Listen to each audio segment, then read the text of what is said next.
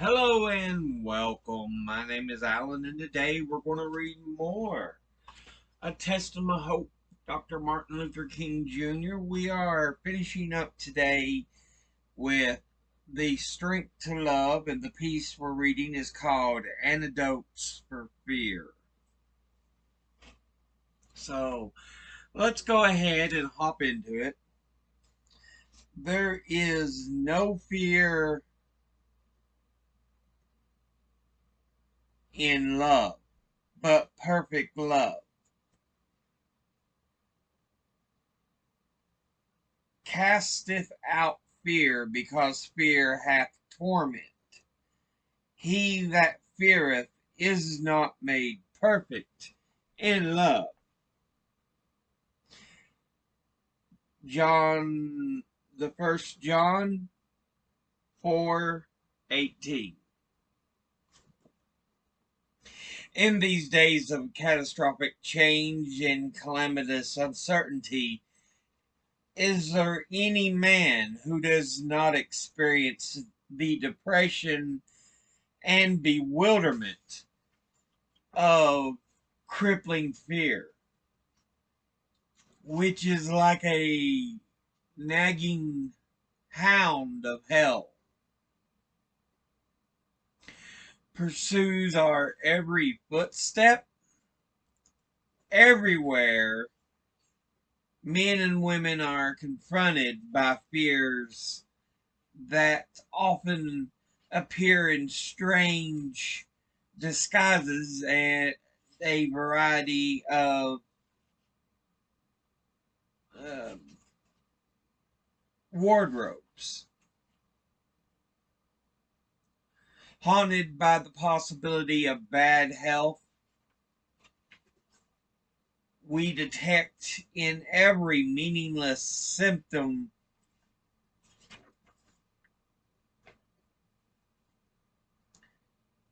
and evidence of disease. Troubled by the fact that days and years pass on quickly, we dose ourselves with drugs which promise eternal youth. If we are physically vigorous, we become so concerned by the prospect of our personalities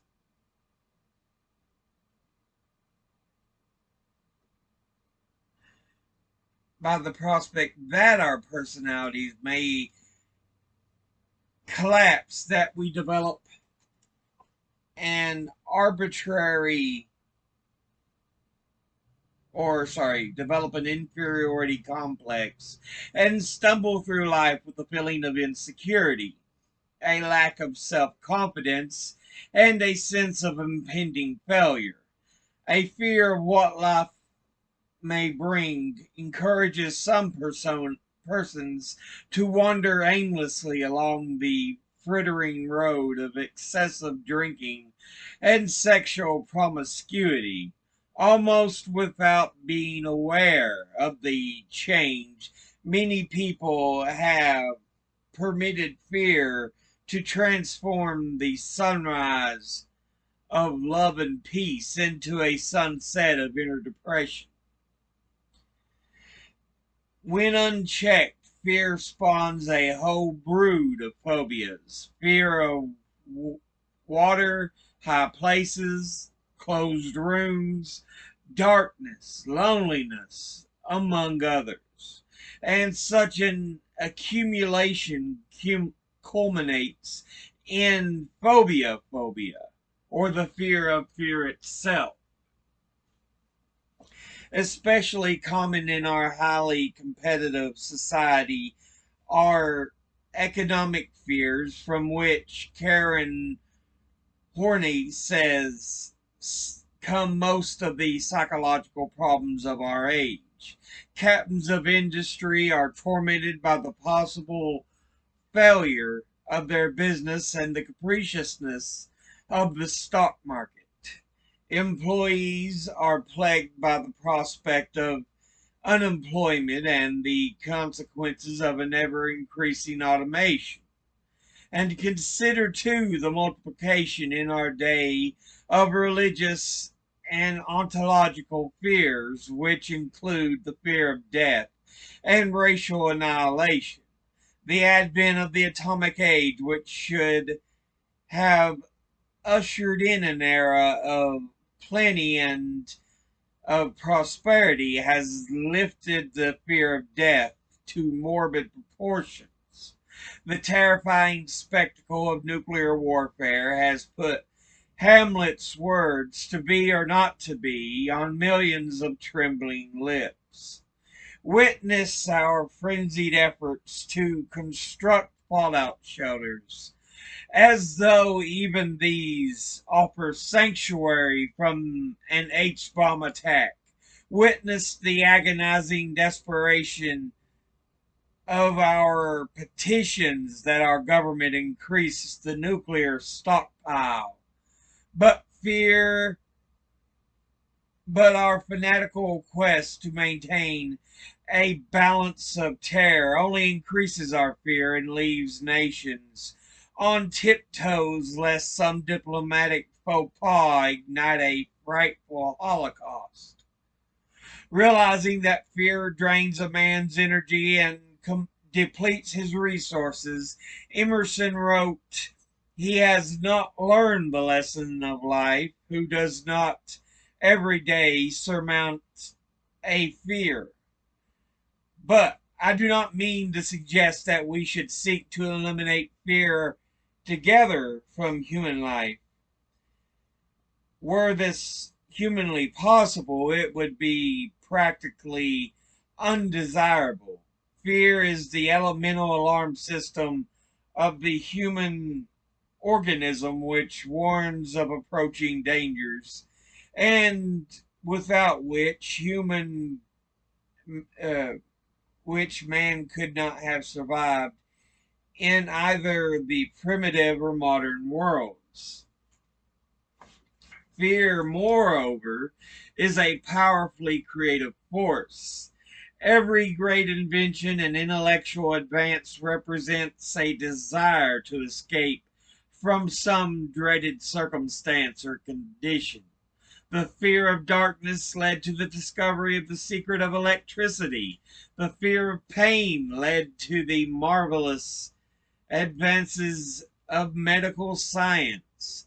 The fear of ignorance was one reason that man built great institutions of learning. The fear of war was one of the forces behind the birth of the United Nations. Angelo Patri has rightly said, "Education consists in being afraid at the right time." If man were to lose his capacity to fear, he would be deprived of his capacity to grow, invent, and create. So, in a sense, fear is normal, necessary, and creative.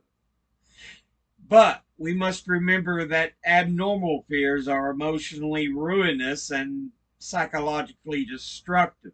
To illustrate the difference between normal and abnormal fear, Sigmund Freud spoke of a person who was quite properly afraid of snakes in the heart of an African jungle, and of another person who neurotically fears that snakes were under the carpet in his city apartment.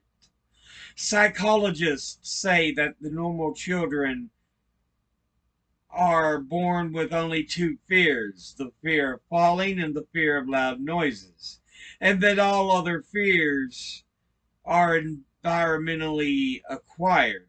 Most of these acquired fears are snakes under the carpet. It is to such fears that we usually refer to when we speak of getting rid of fear. But this is only a part of the story. Normal fear protects us. Abnormal fear paralyzes us. Normal fear motivates us to improve our individual and collective welfare. Abnormal fear constantly poisons and distorts our inner lives. Our problem is not to be rid of fear, but rather to harness and master it. How may it be mastered? First, we must unflinchingly face our fears and honestly ask ourselves why we are afraid. This confrontation will, in some measure, grant us power. We shall never be cured of fear by escapism or repression.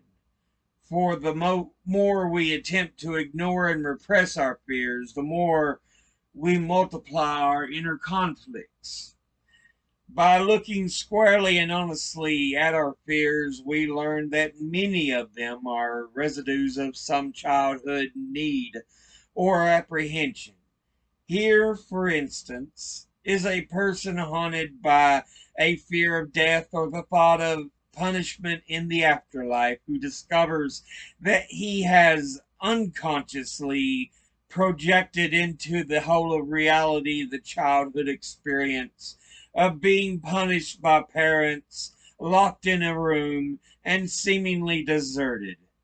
Or here is a man plagued by the fear of inferiority and social rejection, who discovers that the rejection in childhood by a self centered mother and a preoccupied father left him in a self defeating sense of inadequacy and a repressed bitterness toward life. By bringing our fears to the forefront of consciousness, we may find them to be more imaginary than real. Some of them will turn out to be snakes under the carpet.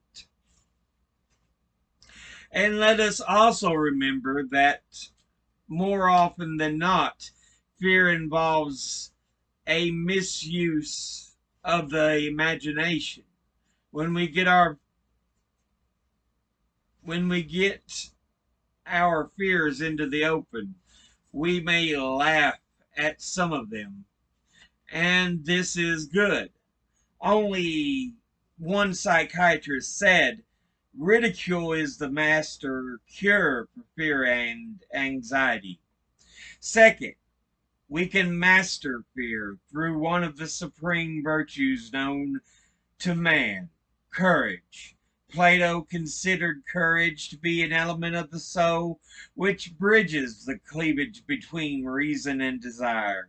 Aristotle thought of courage as the affirmation of man's essential nature. Thomas Aquinas said that courage is the strength of mind capable of conquering whatever threatens the attainment of the highest good. Courage, therefore, is the power of the mind to overcome fear. Unlike anxiety, fear has a definite object which may be faced, analyzed, attacked, and if need be, endured. How often the object of our fear is fear itself. In his journal, Henry David Thoreau wrote, "Nothing is so much to be feared as fear." Centuries earlier,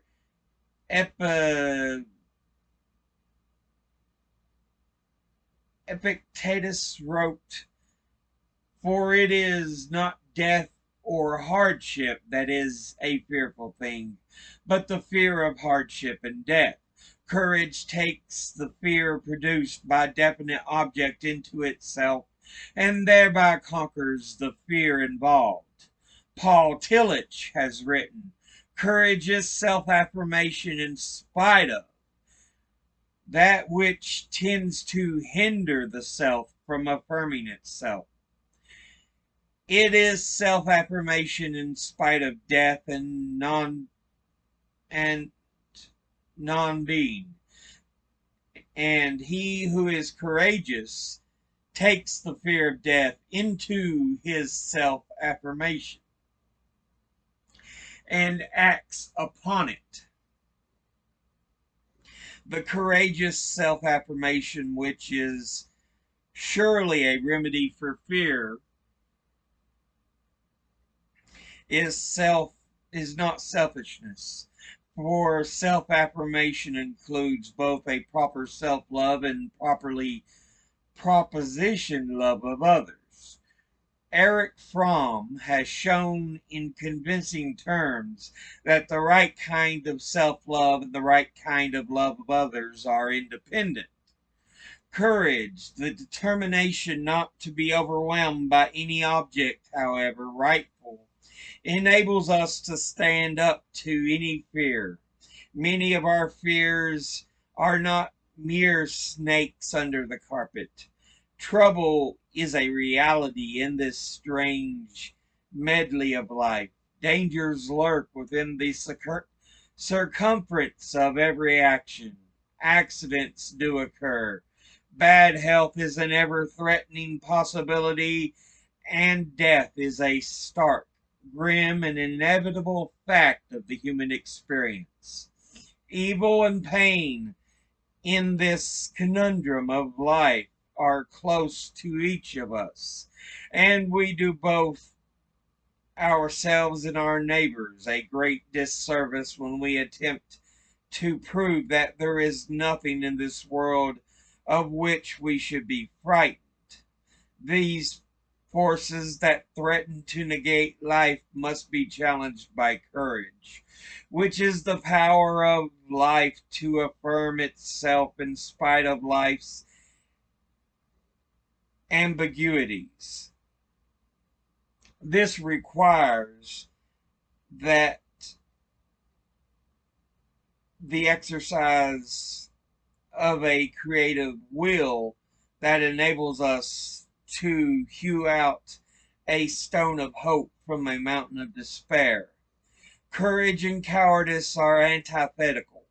Courage is an inner resolution to go forward in spite of obstacles and frightening situations. Cowardice is a submissive surrender to circumstance. Courage it breeds creative self-affirmation. Cowardice produces destructive self-abnegation. Courage faces fear and thereby masters it. Cowardice suppresses fear and is thereby mastered by it. Courageous men never lose the zest for living, even though their life situation is zestless. Cowardly men, overwhelmed by the uncertainties of life, lose the will to live. We must constantly build dikes of courage to hold back the flood of fear. Third, fear is mastered through love. The New Testament affirms there is no fear in love, but perfect love casteth out fear. The kind of love which led Christ to a cross and kept Paul unembittered amid the angry torrents of persecution is not soft, anemic, and sentimental. Such love confronts evil without flinching and shows in our popular parlance an infinite capacity to take it. Such love overcomes the world even from a rough-hewn cross against the skyline. But does love have a relationship to our modern fear of war, economic displacement, and racial injustice? Hate is rooted in fear, and the only cure for fear-hate is love. Our deteriorating international situation is shot through with the lethal darts of fear. Russia fears America, and America fears Russia. Likewise, China and India and the Israelis fear the Arabs. These fears include another nation's aggression, scientific status, or scientific and technological supremacy, and educational or economic power, and our own loss of status and power. It is not fear one of the major causes of war. We say that war is a consequence of hate, but close scrutiny reveals this sequence: first fear, then hate, then war, and finally deeper hatred. Were a nightmarish nuclear war to engulf our world, the cause would be not so much that one nation hated another, but that both nations feared each other. What method has the sophisticated ingenuity of modern man employed to deal with the fear of war? We have armed ourselves to the nth degree.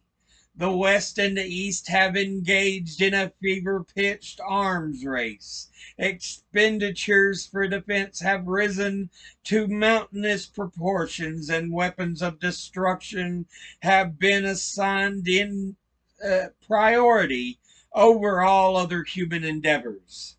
The nations have believed that greater armaments will cast out fear, but alas, they have produced greater fear.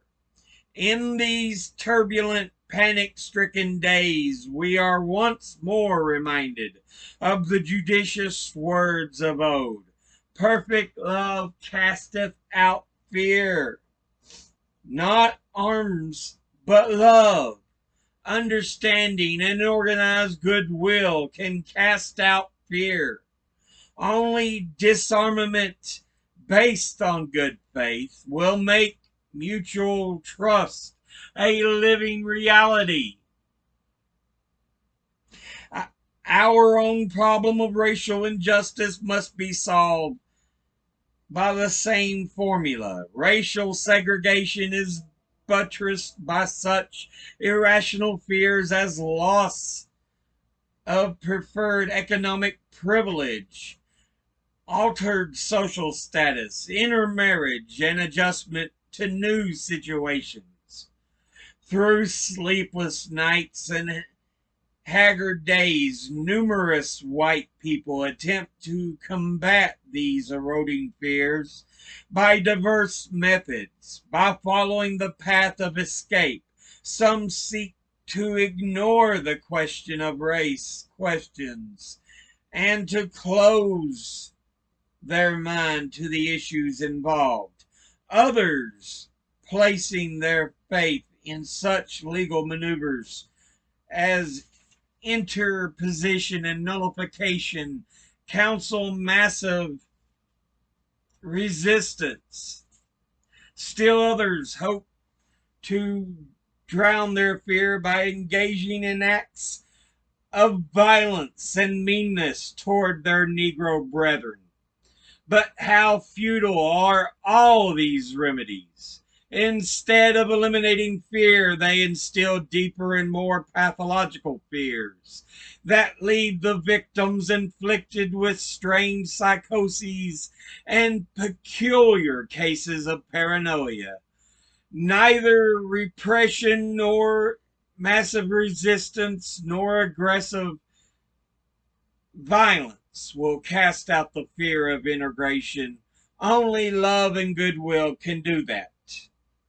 If our white brothers are to master fear, they must depend not only on their commitment to Christian love, but also on the Christ-like love which the Negro generates toward them. Only through our adherence to love and nonviolence will the fear in the white community be mitigated. A guilt-ridden white minority fears that if the Negro attains power, he will, without restraint or pity, act to revenge the accumulated injustices and brutality of the years. A parent who has continually mistreated his son suddenly realizes that he is now taller than the parent. Will the son use his new physical power to repay for all the blows of the past? Once a helpless child, the Negro has now grown politically, culturally, and economically. Many white men fear retaliation. The Negro must show them that they have nothing to fear, for the Negro forgives and is willing to forget the past. The Negro must convince the white man that he seeks justice for both himself and the white man. A mass movement exercising love and nonviolence and demonstrating power under discipline would should convince the white community that were such a movement to attain strength, its power would be used creatively and not vengefully. What then is the cure of the morbid fear of integration? We know the cure. God help us to achieve it. Love casts out fear. The truth is not without a bearing on our personal anxieties. We are afraid of the superiority of other people, of failure, and of the scorn of disapproval of those whose opinions we value most. Envy, jealousy, and a lack of self confidence, a feeling of insecurity, and a haunting sense of inferiority are all rooted in fear. We do not envy and then fear them. First we fear them, and subsequently we become jealous of them. In Is there a cure for these annoying fears that pervert our personal lives? Yes, a deep and abiding commitment to the way of love. Perfect love casteth out fear. Hatred and bitterness can never cure the disease of fear. Only love can do that. Hatred paralyzes life. Love releases it. Hatred confuses life. Love harmonizes it. Hatred darkens life. Love illuminates it. Fourth, fear is mastered through faith. A common source of fear is an awareness of deficient resources and of a consequent inadequacy for life. All too many people attempt to face the tensions of life with inadequate spiritual resources. When vacationing in Mexico, Mrs. King and I wished to go deep sea fishing. For reasons of economy, we rented an old and poorly equipped boat. We gave this little thought until, when miles from shore, the clouds lowered and howling winds blew. Then we became paralyzed with fear, for we knew our boat was deficient. Multitudes of people are in a similar situation. Heavy winds and weak boats explain their fear. Many of our abnormal fears can be dealt with by the skills of psychiatry, a relatively new discipline pioneered by Sigmund Freud, which investigates the subconscious drives of men and seeks to discover how and why fundamental energies are diverted into the neurotic channels. Psychiatry helps us to look candidly at our inner selves and to search out the causes for our failures and fears. But much of our fearful living encompasses a realm where the service of psychiatry is ineffectual unless the psychiatrist is a man of religious faith. For our trouble is simply that we attempt to confront fear without faith. We sail through the stormy seas of life without adequate spiritual boats. One of the leading physicians and psychiatrists in America has said, The only known cure for fear is faith. Abnormal fears and phobias that are expressed in neurotic anxiety may be cured by psychiatry, but the fear of death, non-being, and nothingness expressed in existential anxiety may be cured only by positive religious faith. The positive religious faith does not offer an illusion that we shall be exempt from pain and suffering, nor does it imbue us with the idea that life is a drama of unalloyed comfort and untroubled ease. Rather, it instills us with the inner equilibrium needed to face strains, burdens, and fears that inevitably come, and assure us that the universe is trustworthy and that God is concerned.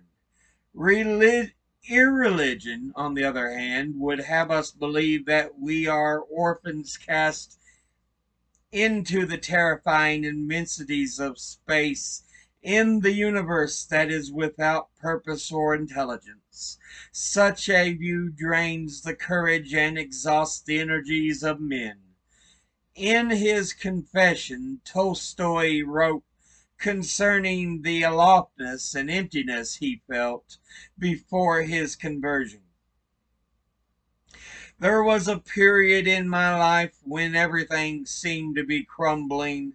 The very foundations of my convictions were beginning to give way, and I felt myself going to pieces. There was no sustaining influence in my life, and there was no God there. And so every night before I went to sleep, I made sure there was no rope in my room, lest I be tempted during the night to hang myself from the rafters of my room. And I stopped from going out shooting, lest I be tempted to put a quick end to my life and to my misery. Like so many people, Tolstoy at that stage of his life lacked the sustaining influence which comes from the conviction that this universe is guided by a benign intelligence whose infinite love embraces all mankind. Religion endows us with the conviction that we are not alone in this vast, uncertain universe.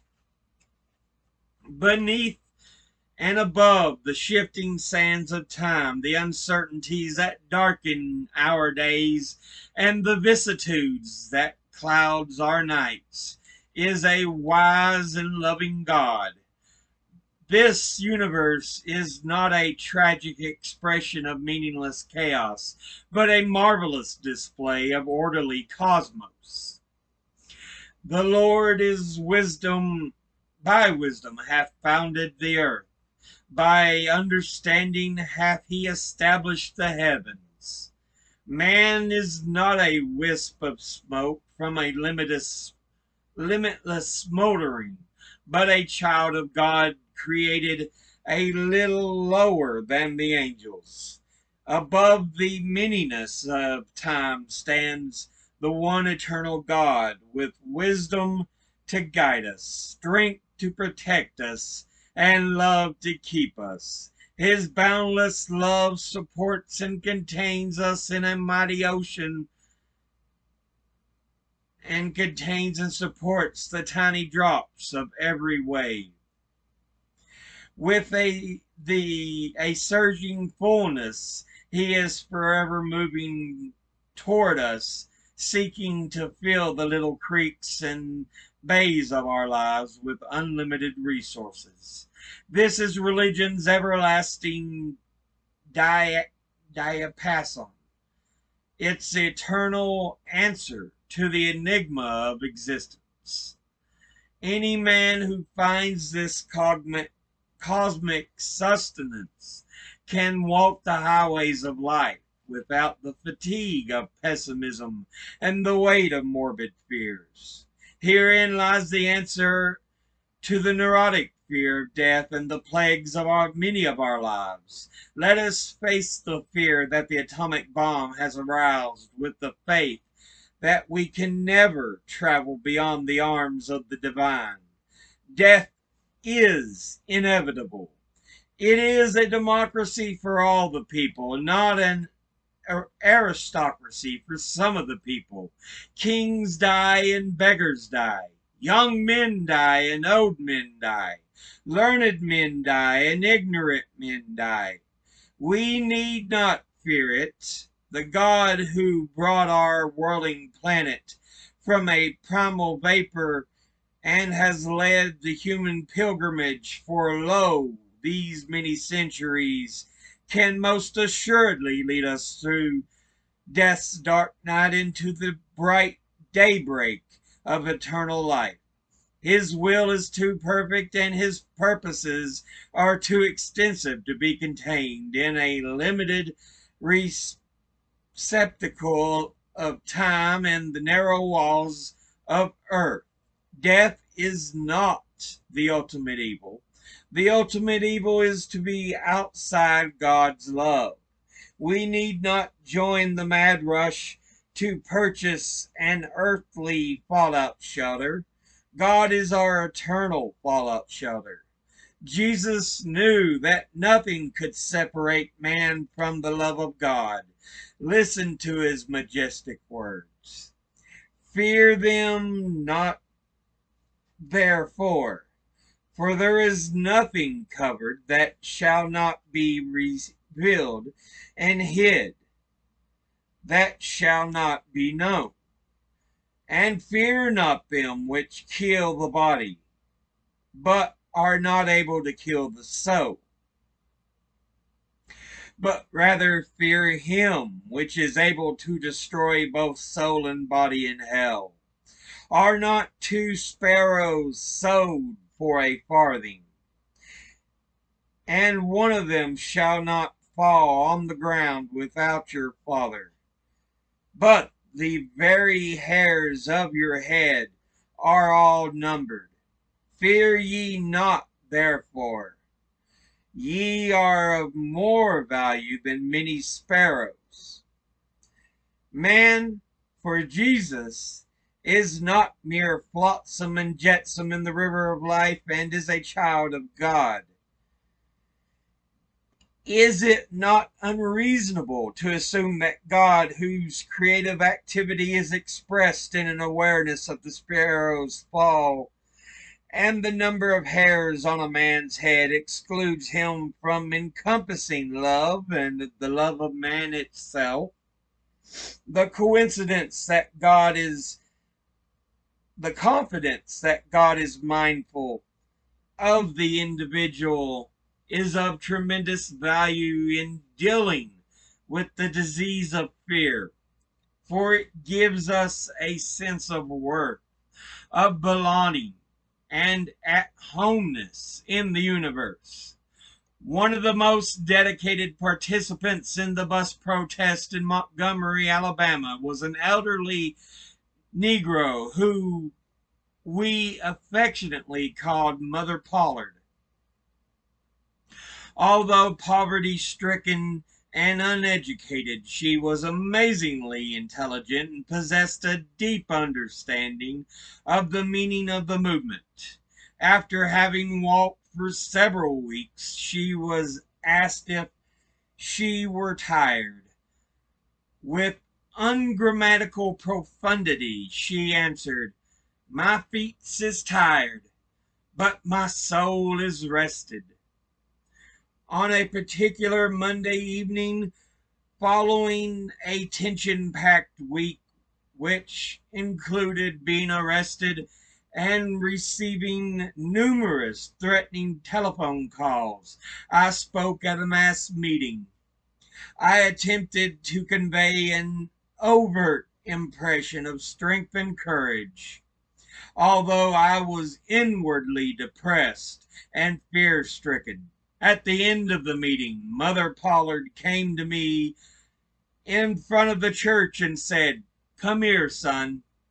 I immediately went to her and hugged her affectionately. Something is wrong with you, she said. You didn't talk strong tonight. Seeking further to disguise my fears, I retorted, Oh no, Mother Pollard, nothing is wrong. I am feeling as fine as ever. But her insight was discerning. Now you can't fool me, she said. I know something is wrong. Is it that we ain't doing things to please you? Or is it that the white folks are bothering the white folks is bothering you? Before I could respond, she looked directly into my eyes and said, I done told you we is with you all the way. Then her face became radiant, and she said in words of quiet certainty, But even if we ain't with you, God's gonna take care of you. As she spoke these consoling words, everything in me quivered and quickened with the pulsing tremor of raw energy. Since that jury night in 1956, Mother Pollard has passed on to glory, and I have known very few quiet days. I have been tortured without and tormented within by the raging fires of tribulation. I have been forced to muster what strength and courage I have to withstand howling winds of pain and jostling storms of adversity. But the years have unfolded the eloquently simple words of Mother Pollard have come back again and again to give light and peace and guidance to my troubled soul. God's going to take care of you. This faith transforms the whirlwind of despair into a warm and reviving breeze of hope. The words of a motto which a generation ago were commonly found on the wall in the homes of devout persons need to be etched on our hearts. Fear knocked on at the door. Faith answered. There was no one there. And again, this was from Martin Luther King Jr.'s book, The Strength of Love, published by New York Harper and Row in 1963, which ends that particular book, which means we will be starting a new one with the next episode. But yeah, Dr. King talking how the fear does not enter his heart, as it is filled with compassion and love that he derives from his faith, his religion. Personally, I am not a religious man, but, you know, compassion, hope is something we should all have for one another. It's something seen too little in this world, so.